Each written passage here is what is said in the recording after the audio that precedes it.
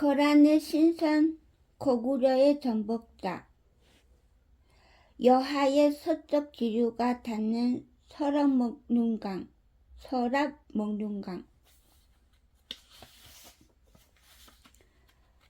단천과 갈라진 이후로도 한가한 유람을 즐기며 웃고 떠들던 구부는 이 강의 유역에 다다르자 방정맞게 웃고 떠드는 제 동행들을 향해 문득 고개를 돌려서 입에 손을 가져다 대었다.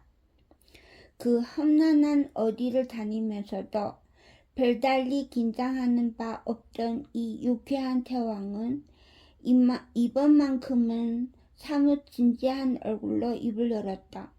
여기서부터는 대단히 조심해야 해.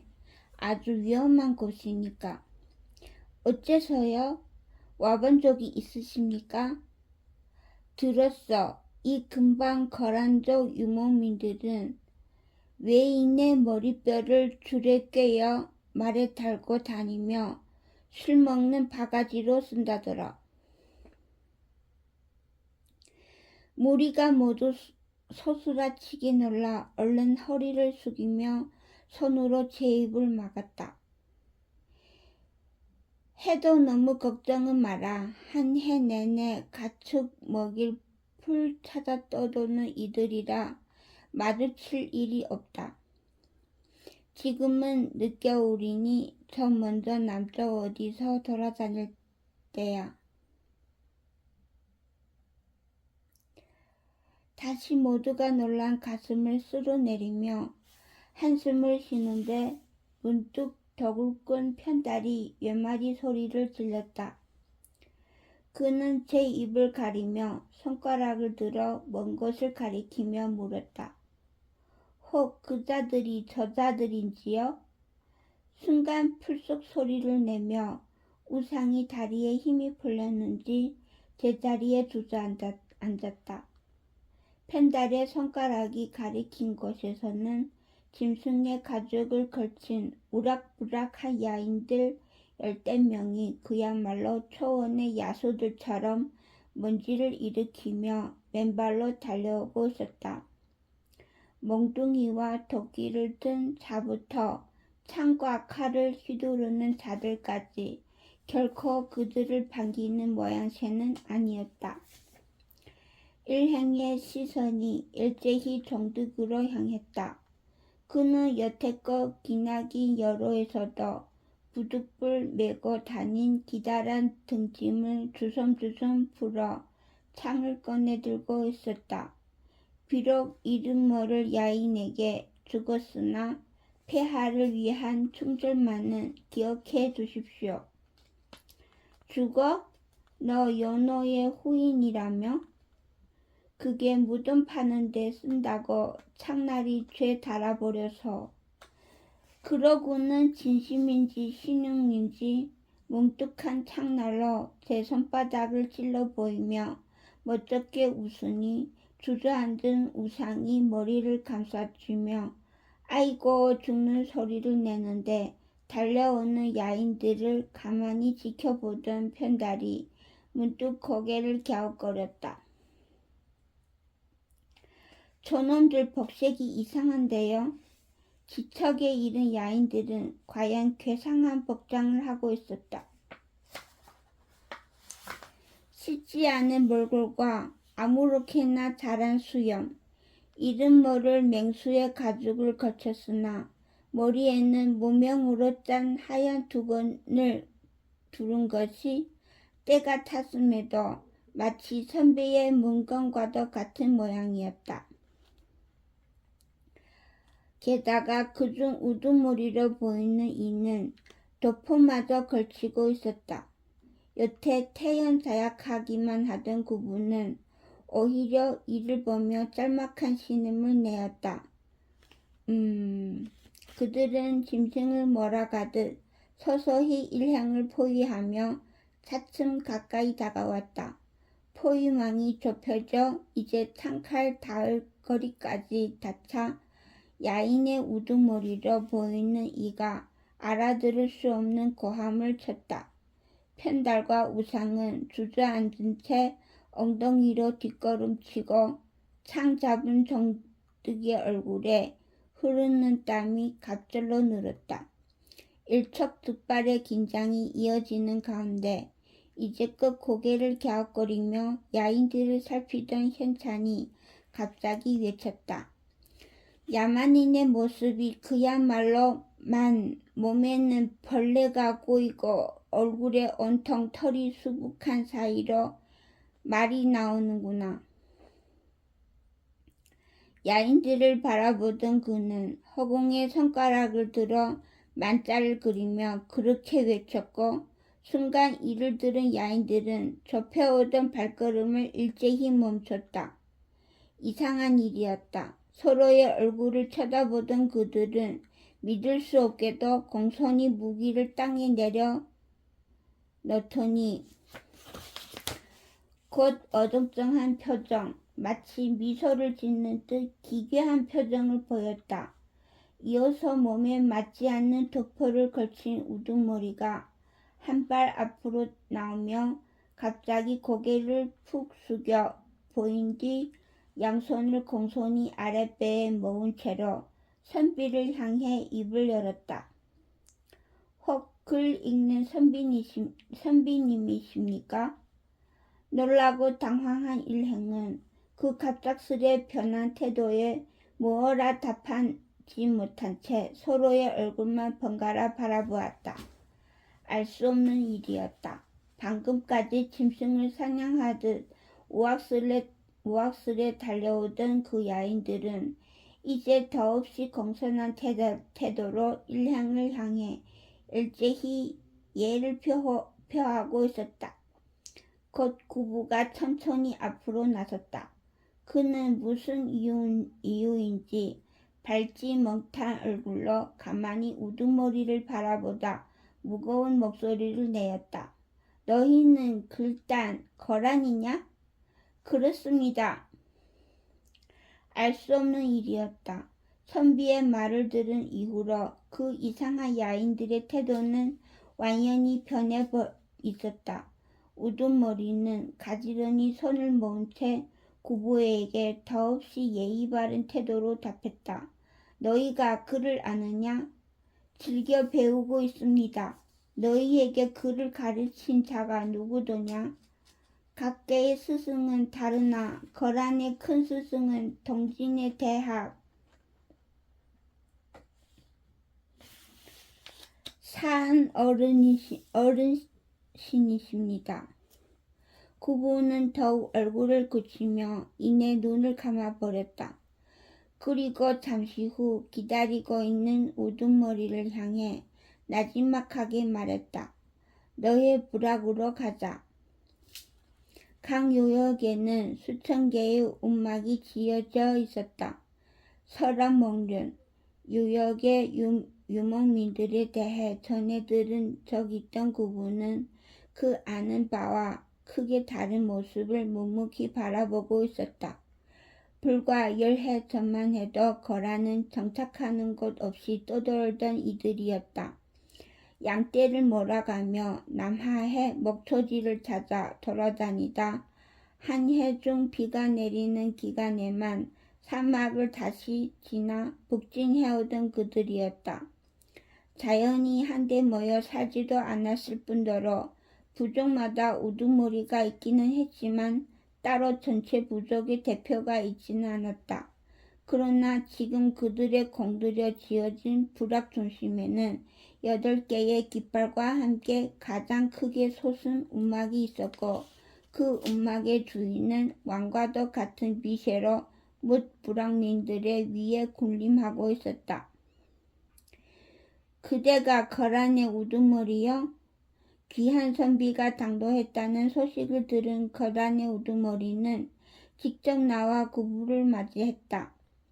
팔척장신의 지체만한 몸집, 상처로 범벅이 된 얼굴의 우두머리는 어울리지 않게도 온몸의 털을 깨끗이 정돈하고 흰 도포를 걸친 채 부채를 잡고 있는 이상한 모습이었다. 그렇습니다. 귀인께서는 어디에 누구신지요? 일행은 이제 크게 안다하고 있었다. 구부가 야만인 중에 야만인이라 말했던 그 거란족은 이미 반쯤은 문명에 감화되어 있었다. 생존과 닿은 생활상은 아직 약탈과 도둑질을 벗어나지 못했지만 학문과 예절에 대한 열망은 어디에 어느 족속보다 강했다. 대접은 융숭했다. 탁자에는 여러 음식이 정돈되어 놓여 있었고 안내하는 이들은 비단 옷을 입고 예의에 어긋나는 일이 없도록 말과 행동을 조심했다. 모두가 선비라는 신분을 높이 대우하고 공부에 목마른 듯 학식을 구하고 있었다. 살았다. 자연히 그들은 최고의 대접을 받을 것이었다. 학식을 갈구한다는 학자들마다 엎드려 한마디 가르침을 청한다는 인물이 바로 구부였다. 과연 구부의 용모만으로도 그를 높이 산 듯 족장은 공손하기 그지없는 태도로 물었고 이제는 구부가 얼마나 고귀하고 멋들어지게 스스로를 소개할지에 일행 모두가 귀를 모았다.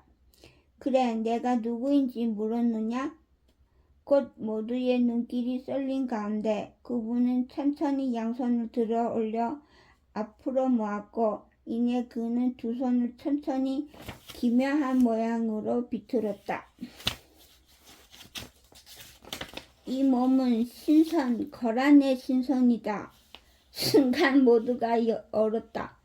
족장도 족장의 수하들도 구부의 일행도 어안이 벙벙하여 구부를 바라만 보았다. 그러나 구부는 그리 천연덕스레 말하고는 이어서 양손가락을 꼬아서 이상한 모양을 만들더니 정말 무슨 방술사라도 된 듯 핫 하는 소리를 지르며 눈을 감아버렸다. 신선? 그렇다. 너희가 잘못된 길을 걸으니 천신께서 나를 보내어 바로잡으라 하셨느니라. 천신? 뭘 더 묻느냐. 무릎을 꿇고 천신의 사자를 영접하라. 천막 안에 시간이 멎어버린 듯 모두가 얼어붙은 가운데 표정이 점점 변해 도끼눈이 된 족장이 천천히 자리에서 일어섰다. 그러고는 천막 한쪽 구석에 놓인 커다란 도끼를 들어서는 몇 번 빙빙 돌리다 높이 들어 한 번에 으깨버리겠다는 듯 구부의 머리를 겨누었다. 곧 벌어지려는 끔찍한 일에 일행이 다 질려버리고 이제 족장이 숨을 훅 들이켜는 찰나 갑자기 벌떡 일어선 구부가 냅다 고함을 지르며 족장의 뺨을 쳤다. 이놈! 머리를 감싸주며 도망해야만 하는 법인데 도리어 제 뺨을 갈기니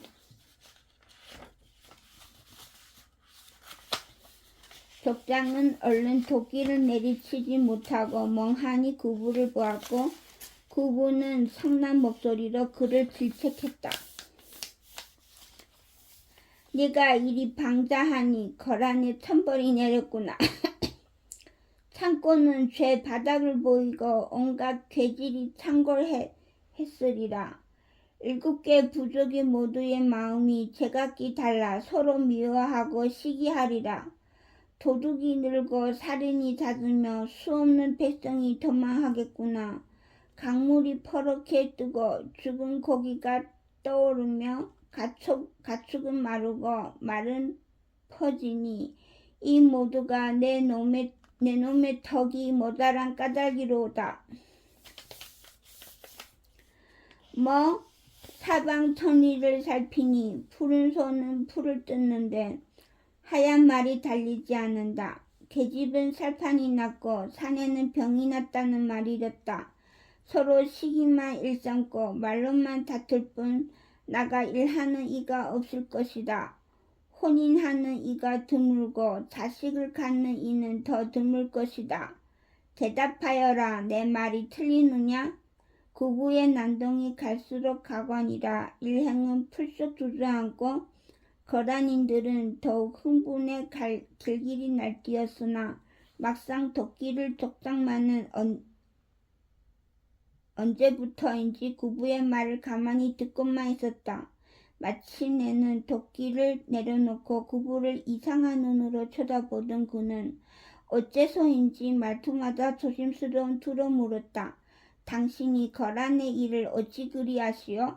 내 놈이 아직도 꼿꼿이 서서 나를 바라보느냐?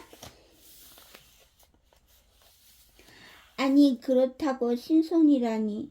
족장은 엉거주춤하니 두어 발짝 뒤로 물러섰으나 구부의 말대로 무릎을 꿇지는 않았다. 의문과 불신이 잔뜩 담긴 눈초리로 구부를 훑어보며 그는 어찌할 줄을 모른 채 망설였다. 그때 풍수사 우상의 목소리가 끼어들었다. 손님께서는 화를 거두소서. 이어서 그는 꼭 쥔 두 주먹을 사방에 흔들었다.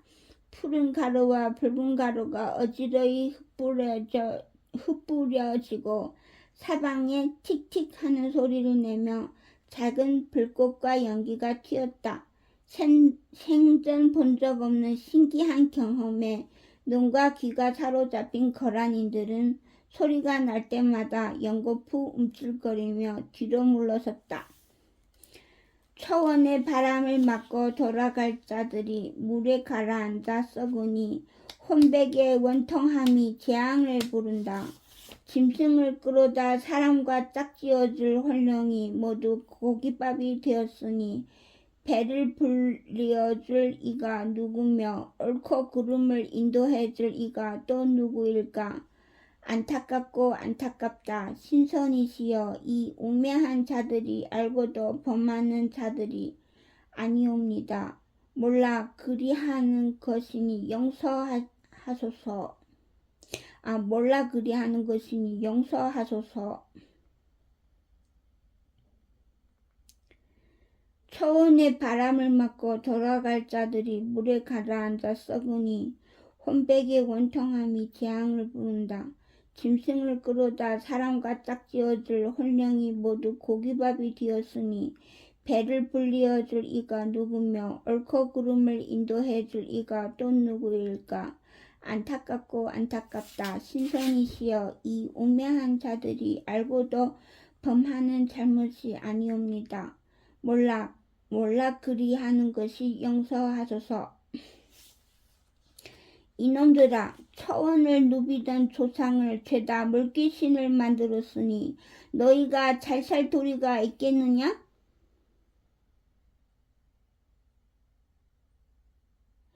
기이한 소리와 광경에 당황하여 마냥 뒷걸음치던 거란인들도 우상의 마지막 호통에 무엇을 떠올렸는지 곧 족장과 같은 얼굴이 되었다. 어찌할 줄을 모른 채 서로의 얼굴만 바라보던 그들은 곧 작은 소리로 떠들었다. 족장, 말도 안 되기는 한데 뭔가 이상하기는 합니다. 굳이 바로 죽일 이유는 없으니 가둬두십시오.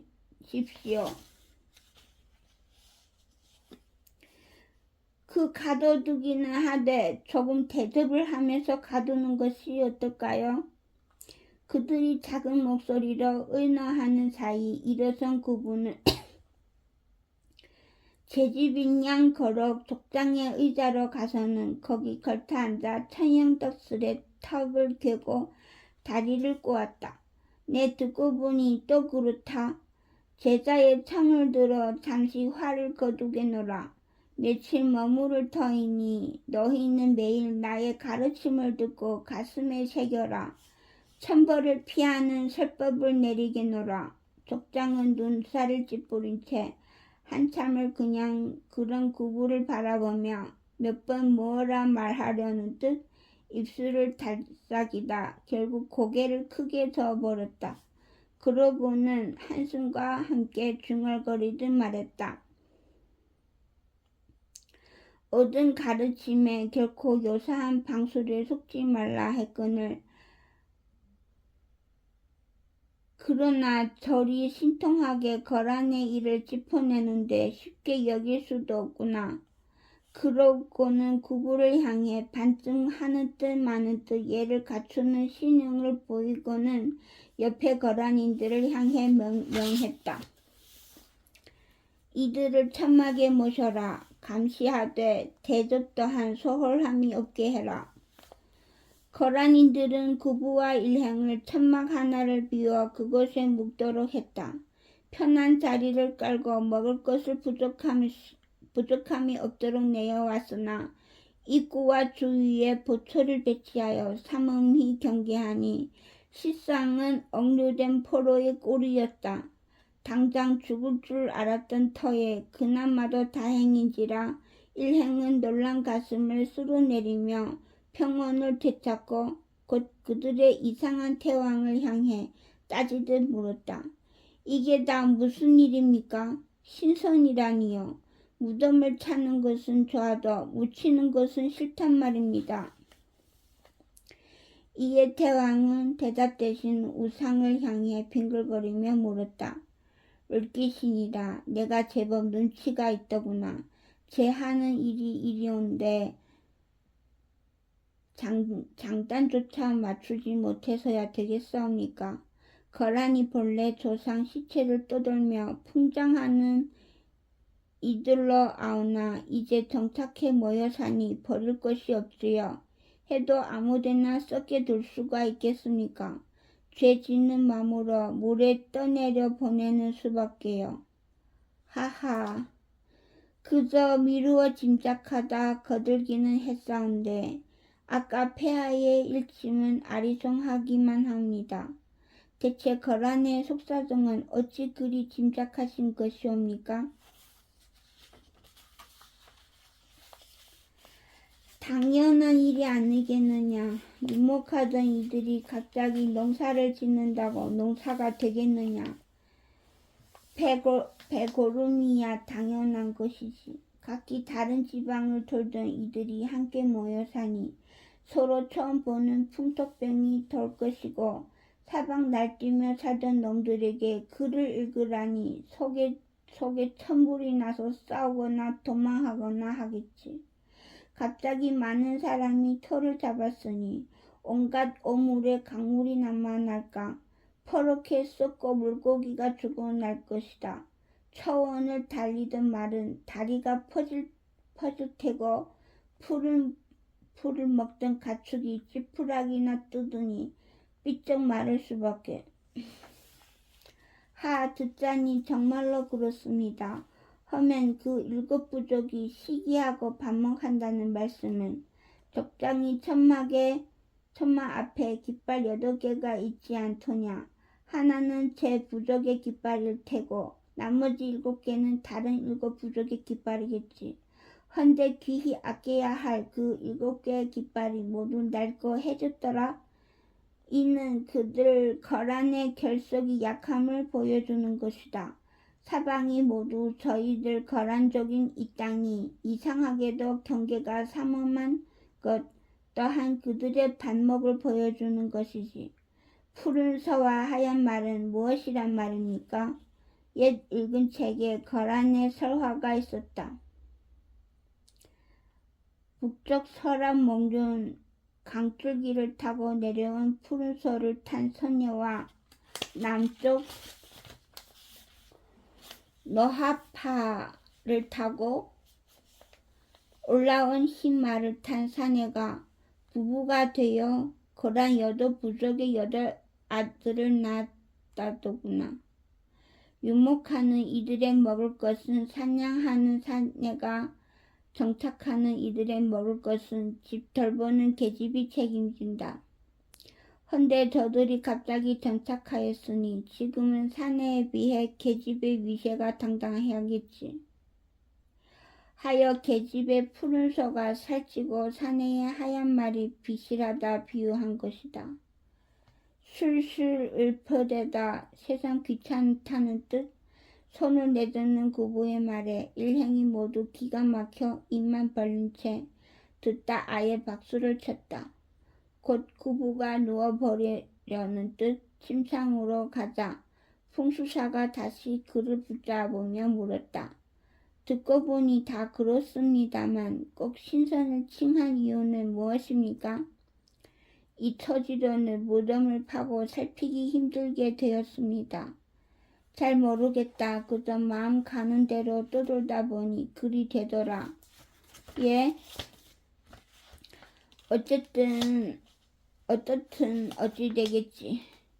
저들이 맞지 않은 옷을 입었으니 내가 무어라 떠들든 따라오지 않겠느냐? 뭐라 더 물으려 했으나 구부는 이내 고개를 돌리고 침상에 들어 누워버렸다. 이후로 그리 별일 없이 수일의 시간이 흘렀다. 거란의 족장은 못마땅한 뜻 구부를 찾아 무엇을 먹거나 하는 일은 없었지만 슬쩍 틈만 근거를 기웃거리곤 했고 구부와 일행은 그야말로 아무것도 하지 않은 채 눌러앉아 무위도식하는 나날을 보냈다. 가끔 제사를 지낸다며 보초들을 데리고 근방을 휘적거리며 돌아다니는 것만이 나름의 소일거리였다. 족장도 그들을 풀어줄 생각이 없고 구부도 떠날 생각이 없었으니 시간은 그렇게만 흘렀다. 거란과 고구려, 변방의 유목민족이 대부분 그렇듯 거란족은 먹을 것이 없어지면 간간히 국경을 넘어와 고구려의 작은 부락을 침탈하곤 해왔다.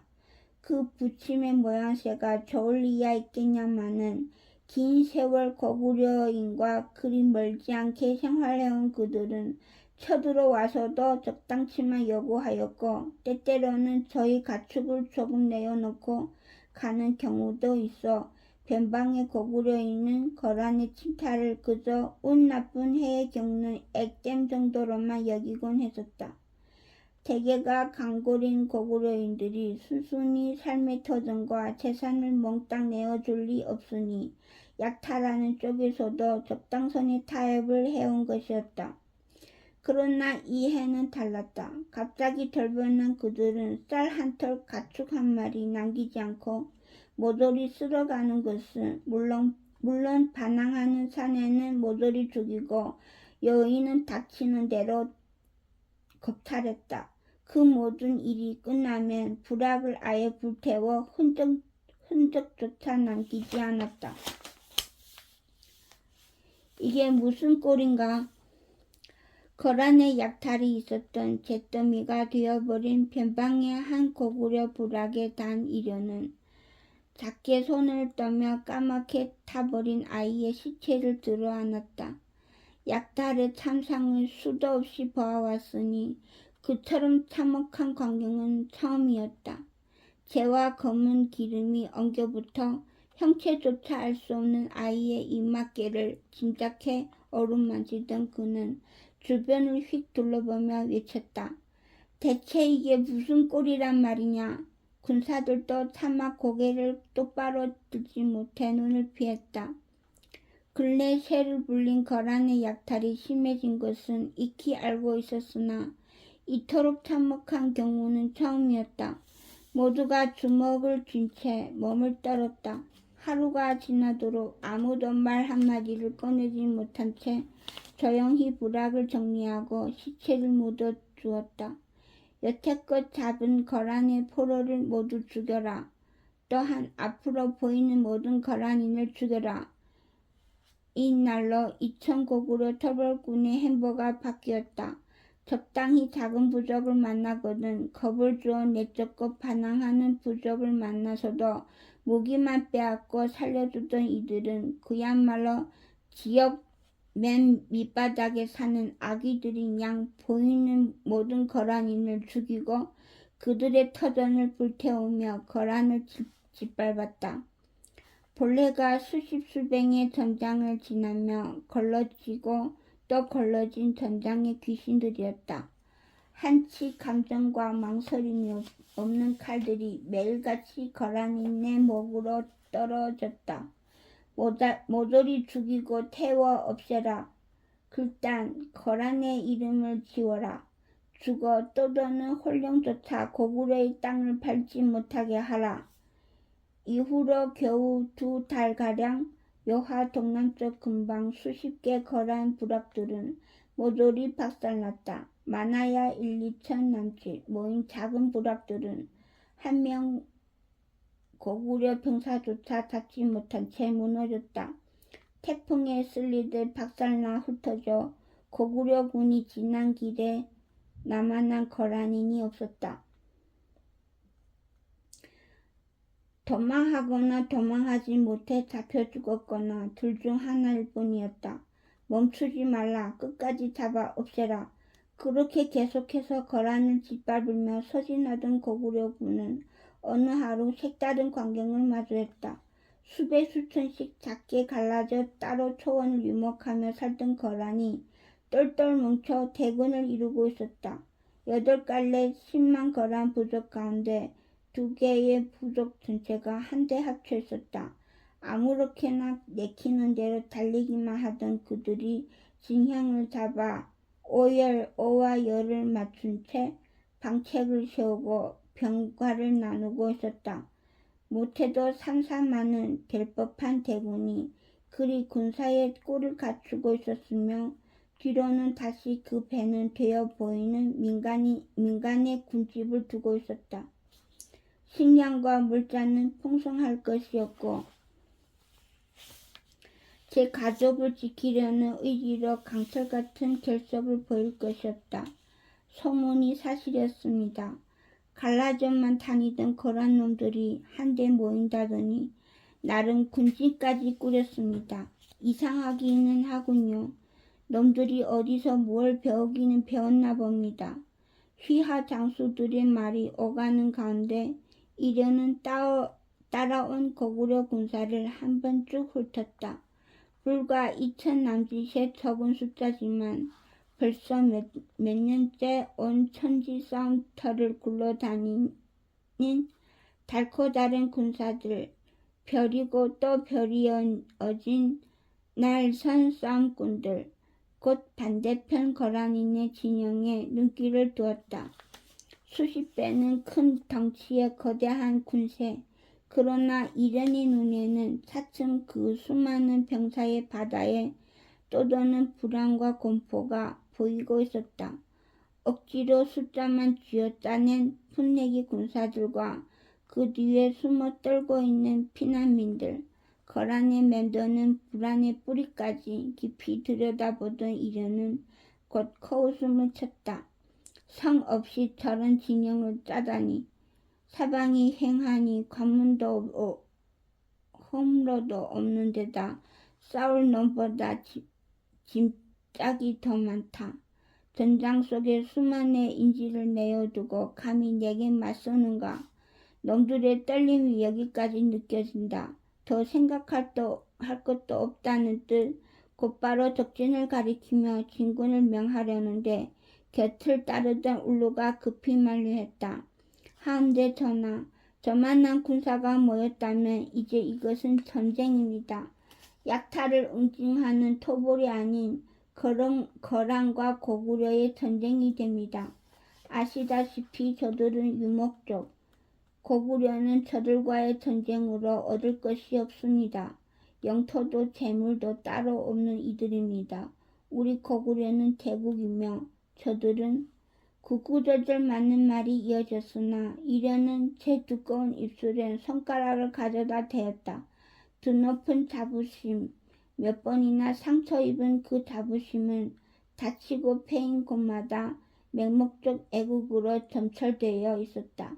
고구려, 오로지 고구려만을 하루에 수십 번씩 외치며 절치부심하는 그에게 직접 눈으로 본 거란의 끔찍한 침탈이란 도무지 참아낼 수가 없는 원한이고 모욕이었다. 대국이라 지금의 고구려가 대국이더냐.